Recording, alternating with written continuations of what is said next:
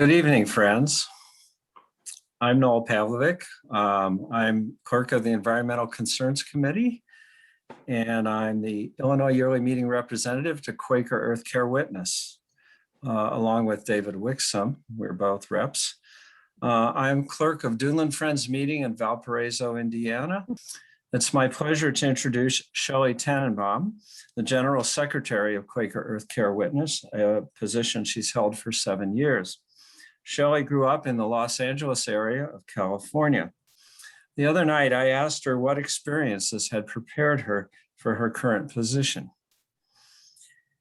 In her earlier days, she was an anti-nuclear activist working for the Nuclear Weapons Freeze campaign. She has served on the board and as clerk for the Quaker Institute for the Future. And she also was on the board of Earthlight magazine when that was being published. She attends Strawberry Creek meeting and has served as clerk for that meeting as well. Under her guidance and with the assistance of communications coordinator Haley Hathaway, Shelley is successfully bringing earth care and environmental justice issues to wider Quaker circles. She and her husband Charlie regret that they are not able to join us in person at McNabb. Please welcome Shelley in the silent way in the worship. Thus, we will enter silence now and let Shelley start when she's ready. Thank you so much, Noel, for those kind words. It's great to be here with you. I am temporarily living right next door to Illinois Yearly Meeting. I'm your neighbor. I'm in Michigan, and I've been appreciating the beautiful forests and the lush summer vegetation of the Great Lakes region. I'm going to talk to you about a paradox, about how my work on one of the most overwhelming challenges of our day, ecological collapse and environmental justice, can also bring me the most joy. When I visit yearly meetings, I often get asked to deliver a message of inspiration and empowerment about climate change and ecological collapse. So for most of us, thinking about climate change and ecological collapse results in a sense of devastation, despair. It's nearly impossible to deliver a message of hope and inspiration. These issues feel overwhelming to most of us. They should to all of us. But for my whole life, I have embraced the impossible. My personal motto is to make the impossible feasible and the feasible inevitable. So when I get asked to do the impossible, I usually say yes. I want to, before I go on, it seems that we have Noel as the spotlight person rather than me, and I wonder if we could change that. No, you're there. Oh, I'm sure. Okay, maybe it's just on my screen. How bizarre. Okay, thank you for confirming that, Brad, the other Brad. So Noel, can we go to the second slide?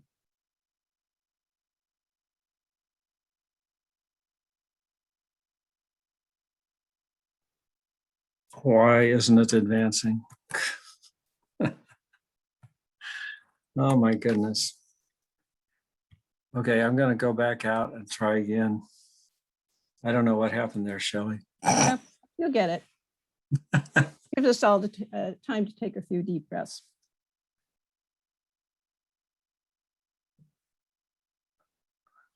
And while he's getting that set up, I just want to let you know that I will be providing a list of links for most of the slides that I'm going to be showing you, and I'll make sure the yearly meeting has those. So if anyone wants to see where I got this stuff that I'm showing you, I'll have links available.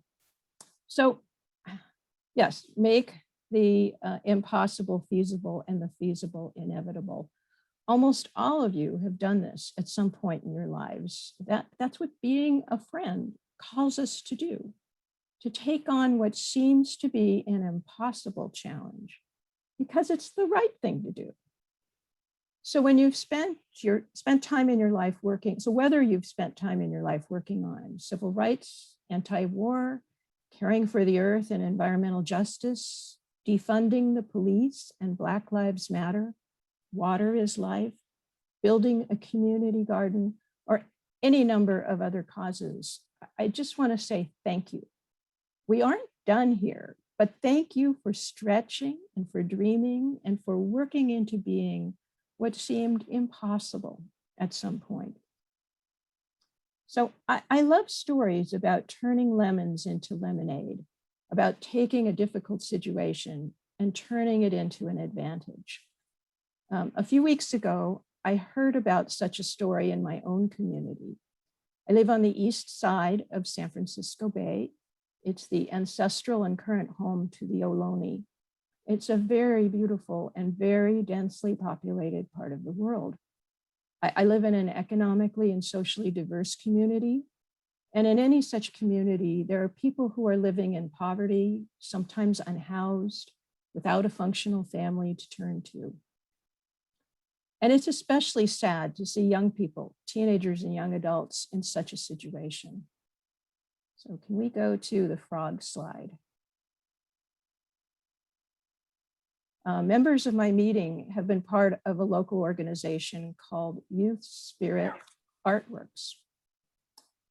And this organization has been working with youth to create a village of tiny homes. The city of Oakland offered land near Oakland International Airport for this village. Now, of course, this is discarded land no one wanted to live on because of its proximity to the airport. But it was a lot of land in a densely populated area, and the village now has its first set of occupants. So this is a picture of what the youth are creating in their village. This ground mural is filled with fantastic, enormous animals with messages of love and inclusion and connection to the natural world. It's all fully visible to anyone flying in or out of Oakland International Airport. So they're turning this lemon of a location into lemonade.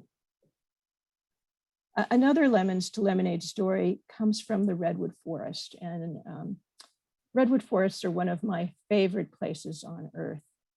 I take a lot of my life lessons from the way nature works. She's had a long, long time to figure things out, while we modern humans have only been around for a couple 100,000 years. Redwood trees mean a lot to me. The forest speaks to me. I go there to calm down, to be inspired. Redwood forests have evolved to not just cope with frequent fires, but to thrive as a result of fire. These forests do well if every 10 to 20 years, a small fire runs through and clears the underbrush and some of the dense new growth. Nearly all of the mature trees not only survive these fires, but are triggered to release new seedlings. The redwood ecosystem figured out how to take advantage of what could have been a load of sour lemons and built a thriving forest around the frequent natural fires. So this picture is showing you what happens pretty much immediately after a fire. After the devastating fires in Northern California last year, some of the redwood forests are already showing signs of resilience and regrowth. This is especially true in places like Ben Lomond Quaker Center in the Santa Cruz Mountains, where this picture was taken. Half of their land was burned, but it's coming back. This picture was taken just a couple of months after last October's fire. But let's go to the next slide. But nature may be running out of ways to make lemonade in today's changing climate. Some of the mature redwood trees in Sequoia National Park are still smoldering 8 months after the fires. Redwoods can live a very long time. When they get to be over about 1,000 years old, they're known as monarch trees. The National Park Service estimates that as many as 10% of these monarch trees in the park have been lost forever. This is one of those lost monarchs. Some of these areas will never be redwood forests again. Due to long-term drought and misguided forestry practices that discouraged small control burns, these fires are burning hotter and longer, And redwood forests may not have enough time to figure this one out. They probably don't have enough time to adapt to our rapidly changing climate. One small ray of hope is that forestry is changing, drawing on indigenous practices that served for thousands of years to reintroduce small controlled burns. So we may yet save some of these magnificent forests. So this is just one example, though very close to my heart, of what is happening everywhere globally.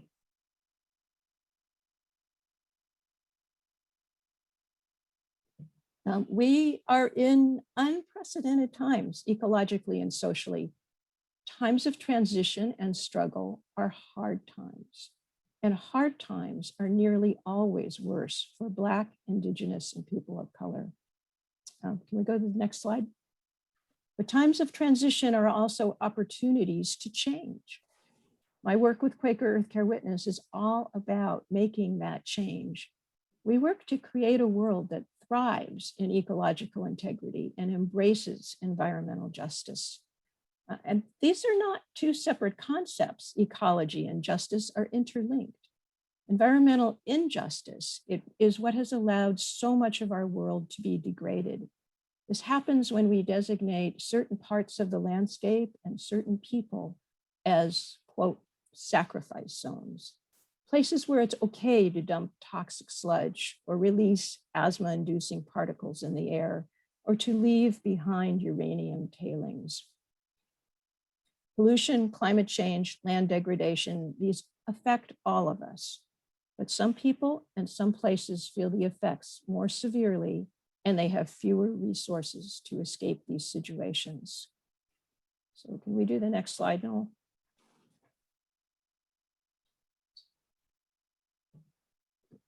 We've seen this over and over again. Massive storms and fires cause evacuation, destruction, danger. It is hard for everyone in the path of a storm or fire, but some people have the resources to rebuild thanks to good insurance. They have the means to flee and afford places to stay. They have the time to reconstruct their lives. Others have no car to load up with their stuff. They have no place to go. There is pain for all involved, but for some, it is much more than for others. We experienced a very graphic and tragic example of the devastation that climate-induced hurricanes can do in the aftermath of Katrina in 2005. That's what this picture is showing us. Since then, we have seen more frequent and more intense extreme weather events, most of which are fueled by climate change, which in turn is primarily linked to the use of fossil fuels. And almost always, the environmental impacts from the use of fossil fuels more severely affects Black, Indigenous, and people of color, whether these impacts are linked to extreme weather, refineries in poor communities, or air pollution from gas-powered cars and trucks. So next slide, please. To transport those fuels, suppose a pipeline is proposed to run close to a community. People in the community, mostly white, some with connections to decision makers, they don't want to see this pipeline leak in their communities, so they lobby to have the pipeline moved. It gets moved to run through contested Indigenous land. And that is exactly what happened with the Dakota Access Pipeline running through Lakota Sioux ancestral burial grounds. It's nearly the same story with pipeline after pipeline. The picture you're seeing is Osheti Shakowee, the activist camp at Standing Rock in 2016. I was there with 2 other QEW steering committee members. For several years, we have seen resistance to pipelines that often traverse through some of the poorest regions in our country. Sometimes the resistance has been successful. Presidents Obama and Biden canceled the international Keystone XL pipeline, for instance. Right now, not too far from here, resistance is building to reroute line 3 of a pipeline running through Minnesota. The proposal is to rebuild the pipeline to double the flow of tar sands oil and reroute about half of the line through Indigenous wild rice growing lands. So inspired by Indigenous leaders, who are mostly women at this point for this particular cause, several thousand people gathered 2 weeks ago to call on the president to halt this construction. Seeing some people as less worthy allows environmental degradation to happen. It is both wrong and wrong-headed, as such actions lead to ecological catastrophe and massive human suffering. It's hard not to jump from one effort of resistance to another. They are all compelling. And for some of us, direct action is part of our calling, our witness in the world. But we also need to confront the overall pattern of environmental injustice and work towards systemic change.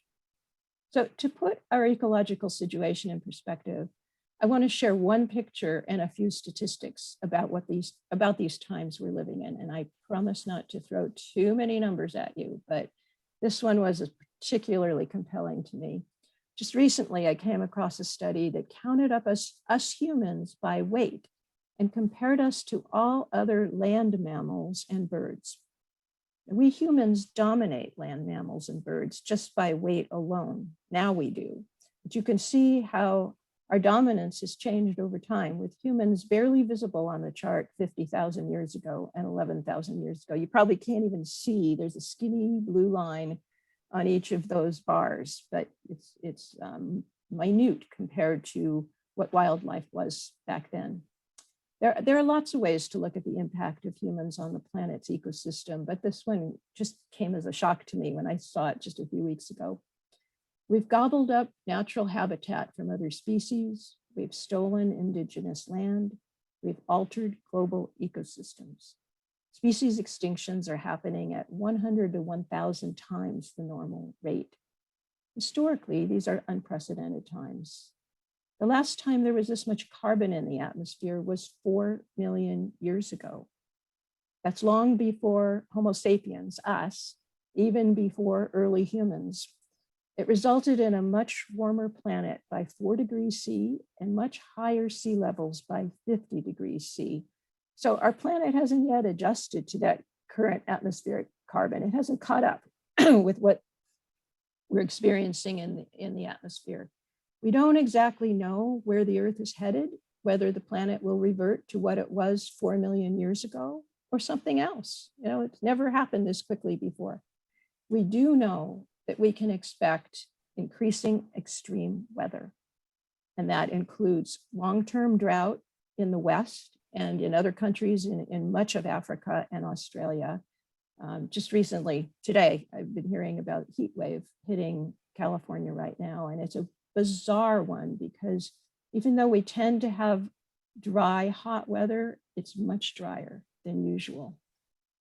We're also going to be experiencing more flooding in the middle of the US and in the East, as well as in other countries such as India and South Asia.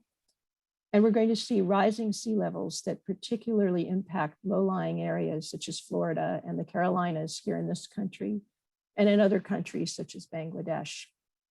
This will happen. We know it's going to happen. How bad it gets depends on two things. One, how much do we care for those people who are most severely affected by extreme weather? And two, how quickly can we stop using fossil fuels and releasing greenhouse gases? So let's go to the next slide, the child picture.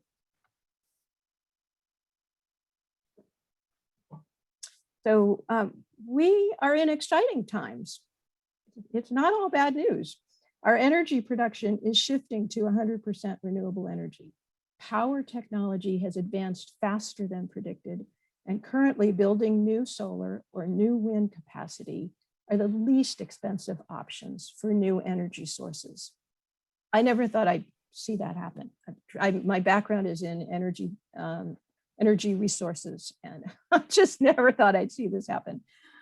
Even the International Energy Agency, which is known as a conservative research group, now says we should not be building any more fossil fuel infrastructure. Thankfully, the economics are with us right now. The transition to using cleaner energy and living more simply needs to be done, and it needs to be done equitably. Scientists say that what happens in the next couple of years will determine the fate of many future generations. So we have the means to do it, but we need to do it well. And that includes environmental justice every step of the way. Income disparity does play a role here too. There are competing statistics out there, but generally they all agree on this, that up to half of the total global carbon emissions come from just the top 10% of income earners. There's a pattern here, whether it's one group of people dominating another group or our human population dominating the planet. We are sorely in need of a different way to live on this planet and a different way to relate to each other. Spiritually, I think we are called to do this work. Ecologically, as a scientist, I think we have no other choice if we are to survive with a healthy ecosystem that equitably supports all of us, as well as other species. So I think we need to take a 2-minute break because this is intense stuff. If you have a window to look at, move your eyes and look out at a tree or whatever you see. Stretch your arms around, stand up if you want to. I'm going to stretch a little bit and then keep talking. You keep stretching as long as you keep listening. Noel, can we get the next slide, please? Just as I was inspired by the ability of redwood forests to survive and renew themselves through firestorms, I'm also inspired by indigenous ways of being in the world and living in right relationship with each other. We saw this at Standing Rock, where a call to action resisting the Dakota Access Pipeline brought together people from all over the planet who remained peaceful and nonviolent. Politics intervened and the pipeline was built despite the resistance. But now politics has intervened again, and another environmental impact statement has been ordered. Meanwhile, the energy and spirit that built Osheti Shakawi, the camp of resistance for the Dakota Access Pipeline, has led to resistance to rerouting and rebuilding the Line 3 pipeline in Minnesota.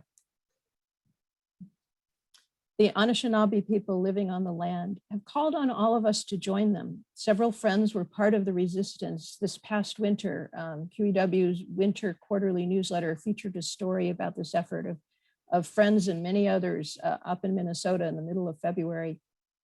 Several more friends were part of the Treaty People gathering just 2 weeks ago. Next slide, please. So I take a lot of inspiration from nature, as you heard, but I also take inspiration from there are some absolutely amazing people in our world today, and this is one of them. One of my inspirations and guides is Robin Wall Kimmerer. She is Potawatomi. I believe her people originated in the same area as Illinois Yearly Meeting. She's a poet and she's a botany professor. She's a mother and a public speaker. Please read her book, Braiding Sweetgrass, especially if you want to understand eco-spirituality and environmental justice, as only a poet and a botanist can put that together, and an indigenous person. So from a new introduction to her book, Robin Wall Kimmerer asks us this query: what does it take to abandon what does not work and take the risks of uncertainty? This is a very hard question, but plenaries are times when we friends are open to hard questions. We should be, right? Where we consider making the impossible feasible and making the feasible inevitable. Where we get inspired to turn lemons into lemonade. So I'm going to slightly edit her introduction to this query. And it's going to go up on the screen. A little more details is slightly edited from what she wrote because it was way too long for me to read the whole thing. So please read her book. Let's see, I can't see the screen. Noel, do you have slide 13 up? Yeah. Yeah, okay. As a society, we stand at the brink. We know we do. We see a glittering blue and green planet as if from the vantage point of space, vibrating with birdsong and toads and tigers. We could close our eyes, keep breathing poison air, witness the extinction of our relatives, and continue to measure our worth by how much we take. We could cover our ears to our own knowing, back away from the edge and retreat, to the gray decline. What does it take to abandon what does not work and take the risks of uncertainty? We'll need courage. We'll need each other's hands to hold and faith. It would help to sing. The landing might not be soft, but land holds many medicines. Propelled by love, ready to work, we can jump toward the world we want to create, co-create, with pockets full of seeds and rhizomes. So I want to go back to that query and just reflect on that for a bit. And what a year we have had. So are we on slide 14, Noel? Okay, thank you. Our year of pandemic, racial justice uprising, devastating fires and floods, a near coup has given us an opportunity to rethink how we see ourselves in the world, how we live with each other, and what we are willing to risk to build a better world. So these are the 5 main lessons that I've gleaned from this past year. 1, self-quarantine has taught me how important relationships are because we missed them so much.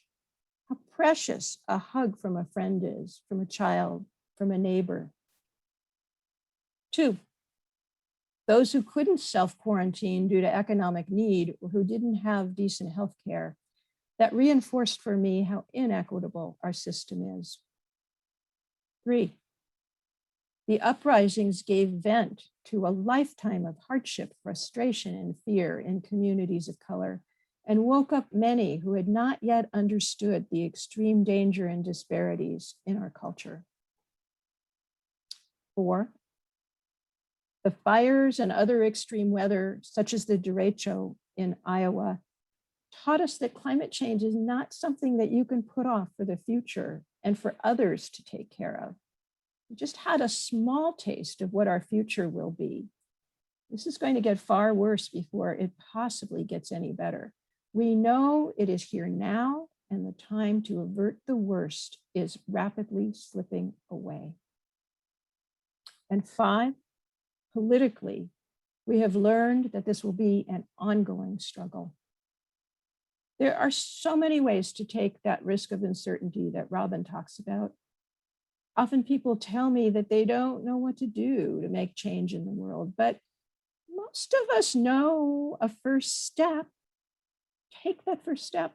Open yourself up to nature's guidance and examples. Hopefully the next step will become clear. For me, it starts with how we see the world and our place in it. Are we dominators or cooperators? Are we all about me or all about we? So I want to take some time to sit with Robin's query before I go on. Let's just a few minutes of silence together for all of us to personally take in her query. What does it take to abandon what does not work and take the risks of uncertainty?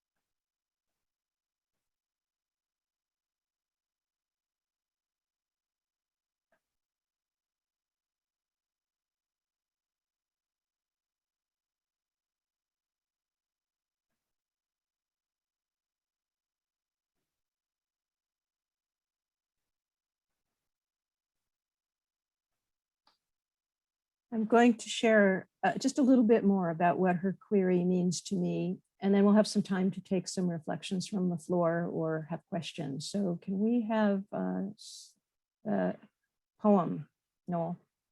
Thank you. This is by a Persian poet from the 1300s named Hafiz. I love poetry, but I am not a poet.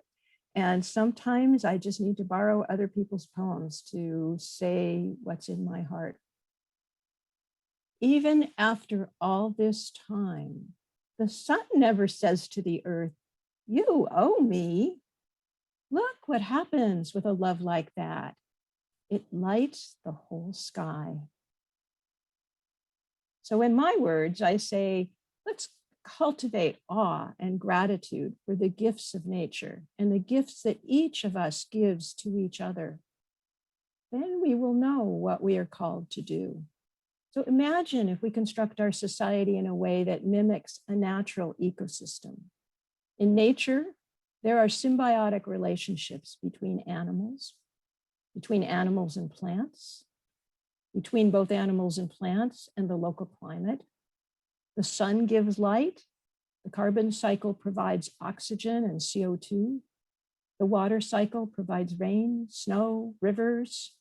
Animals eat each other and plants, but not too much. There's a balance to keep it all in sync, and we all thrive. The plants that grow in tune with the weather. The plants that grow are in tune with the weather. Can we bring back that sense of awe and gratitude for the balance of nature, for reciprocity with each other and our plant and animal relations, to recreate a way of living in the world? Next slide, please. So environmental justice is a key part of embracing that reciprocity. I can't say this any better than this man, Hop Hopkins, that he's the director of organizational transformation for the Sierra Club. In the aftermath of the George Floyd killing, he wrote an article called "Racism is Killing the Planet." He says, if our society valued all people's lives equally, there wouldn't be any sacrifice zones to put the pollution in. If every place was sacred, there wouldn't be a cancer alley. We would find other ways to advance science and create shared wealth without poisoning anyone. We would find a way to share equally both the benefits and the burdens of prosperity. So I think we need to follow Hop Hopkins' advice now more than ever. Plenty of examples of environmental injustice are present wherever you look. I found one just recently to tell you about, which some of you probably know a lot more about than I do. Just this year, the city of Chicago proposed moving a recycling facility, General Iron, from Lincoln Park to the southeast side of Chicago. This is following a pattern of using the southeast Chicago as a sacrifice zone for polluting industries. So the more I dug into this story, it's a very complicated story, and I'm not going to go into all of it. But one thing that was really clear from what I read is that this community in southeastern Chicago has had more than its fill of pollution in their neighborhood. After months of agitation, including a hunger strike, the mayor recently put this project on hold. Next slide, please. When I think of how to answer the question, what can I do? My first suggestion is to look around your community to see what is already being done to address ecological collapse and environmental justice. In nearly every region, there are already good people and good organizations that could use your help. Even better, look for organizations that are led by people of color, or organizations that make it clear that environmental justice is a central part of their efforts. So here's my list of priorities of the kinds of general ecological things that need to happen. I've called this, from many people put out lists like this. This is kind of what speaks the most to me.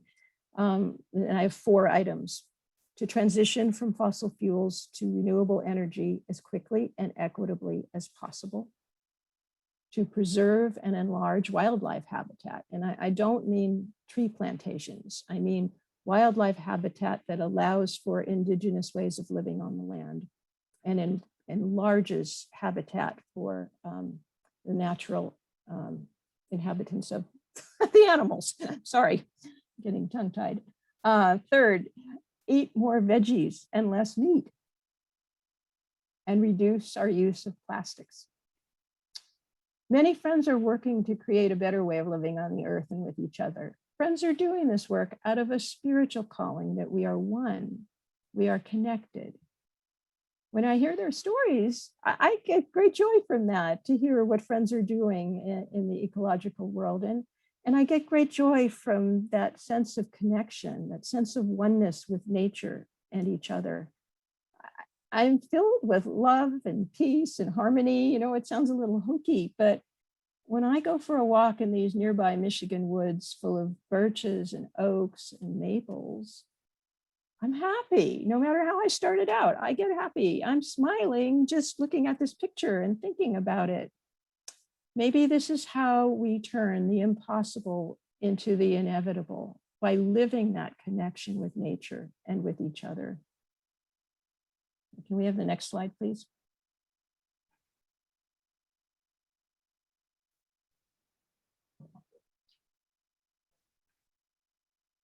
I want to share a few words about what Quaker Earth Care Witness is all about. In our newsletter, this is the front page of one of our recent newsletters. In our newsletter and on our website, we share stories about what friends are doing about ecology and environmental justice. We showcase how friends are engaged in ecological recovery and social solidarity. So I'm going to tell you just 4 of those stories very briefly, just to give you a sampling, an idea of what friends are up to in this area.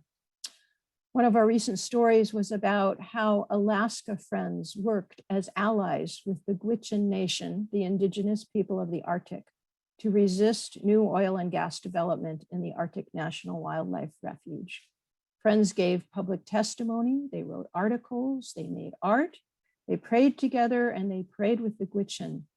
In the end, just a few oil and gas leases ended up being sold, most to the state of Alaska, and now there is a moratorium on new leases. Last winter, we told the story of resistance in Minnesota alongside the indigenous-led actions to block construction of the Line 3 pipeline. We'll again cover this June's action in an upcoming issue, including how several QEW steering committee members and other friends joined the actions just 2 weeks ago up in Minnesota. In another article, we explored ecological grief and how it keeps us from being fully present in these times of unprecedented ecological collapse. The author, Gail Matson, confides, these are her words, "I had not been aware of just how much despair I was carrying about the mess we humans have made of creation. Keeping that despair at bay required denial and detachment that was eroding my capacity for living mindfully and courageously." Gail lives in Chico, California. They're the biggest city next to the community of Paradise that burned to the ground 2 years ago. In another article, we introduced a new pamphlet by Tom Small on connecting with soil, rebuilding soil, and regenerative agriculture. He closed his article with these words. These are Tom's words. "Let plants lead the way. Indian corn and native plants with their deep roots bring space, air, water, and energy down to the subsoil and up into the light. As above, so below. Let it be so." So each issue of our newsletter contains multiple stories showcasing the range of reflections and actions that friends are directly engaged with. Some of these stories show us how to turn lemons into lemonade. Some of them explore when a paradigm shift is needed to make systemic change. And some help us get in touch with that joyful sense of awe, gratitude, and connection that many of us feel directly in nature. So beyond our storytelling, Quaker Earth Care Witness also serves as a public voice on earth care by speaking out, and by joining in partnership with other activist groups. So we are delighted to share our stories and our speakers and our workshops with your meetings. So invite us to come to visit you on Zoom. We have several speakers who can offer workshops on a wide range of topics: environmental justice, regenerative agriculture, land restoration, eco-spirituality. There's more. If you do not already receive our newsletter, sign up for it. We're happy to distribute it as widely as possible. And if you have a story to share with our network of Quakers, let us know, and your article will be in one of these newsletters. So after we're finished, I will put in the chat a way to sign up to receive our newsletter, and also a way to connect with us if you want to invite a speaker to your meeting. I'd like to close with another poem and then spend a little bit of time in silence. Let's see, can we get to the last poem, Noel? Okay. I'd like to close with this poem, and then we'll have some time in silence, and then I'll open it back up when we can have some reflections. The poet, Avacha Il Dinero, is a writer and a musician. She's a member of my meeting, and she created this poem as spoken ministry during worship one Sunday, one first day. She wrote, and she's since published this in one of her books. Even the exhausted blade of grass that breaks through the concrete listens to the wind's song and knows that it would be foolish to do otherwise. Let's take a few more minutes of silence, friends. I wanted to thank Shelley for her thought-provoking talk. As we could enter silence, and you may leave as you feel led.